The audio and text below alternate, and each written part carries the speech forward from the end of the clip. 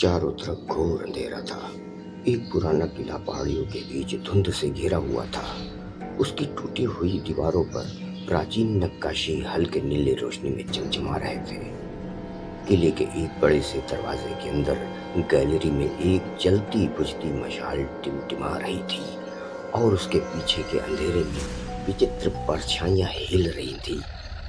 किले के बीचों बीच में अचानक सन्नाटा टूटता है और काले कवच में एक भूतिया योद्धा लॉर्ड जिमी, जिसकी नीली आग जैसी चमकती आंखों के साथ खड़ा था।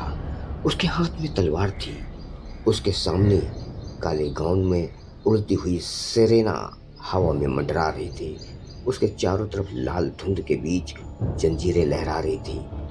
दोनों की आंखें एक दूसरे को घूर रही थी, एक की नीली आंखें और दूसरी की लाल। अचानक लॉर्ड जिम अपनी तलवार हवा में घुमाता है और नीली लपटें कौंध जाती हैं। सेरेना भी हमला करती हुई अपनी चमचमाती लाल जंजीरें आगे फेंकती है। दोनों शक्तियां टकराती हैं और पत्थर चारों तरफ बिखरने लगते हैं। किले की दीवारें हिल जाती हैं।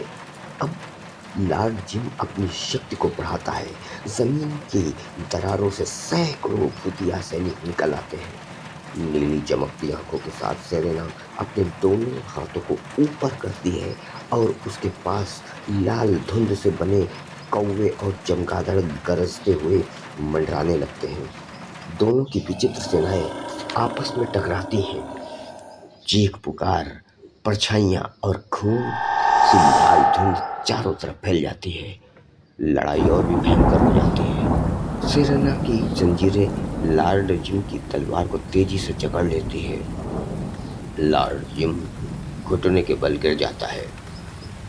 उसके कवच से नीली आग बहने लगती है। दर्द से उसकी आंख नीली आग से जल रही है। वो पूरी शक्ति लगाता है और नीली ज्वाला का विस्फोट कर जंजीरों को तोड़ देता है। युद्ध अंतिम पलों में था। लॉर्ड जिम का पूरा शरीर नीली आग के तूफान में बदल जाता है। सेरेना अपने दोनों हाथों को फैलाती है। उसके पीछे लाल धुंध से बना एक दैत्य प्रकट होता है। नीला तूफान और लाल दैत्य आपस में टकराते हैं। पूरा किला विस्फोट से कांप उठता है।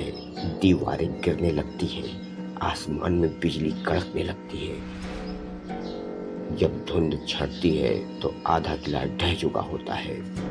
मलबे के बीच सिर्फ एक सिंहासन बचता है। सिंहासन पर एक परछाई बैठी है। उसकी आंखें आधी नीली और आधी लाल चमक रही थी। ये संकेत था कि दोनों भूतिया योद्धाओं की आत्माएं एक हो चुकी थी।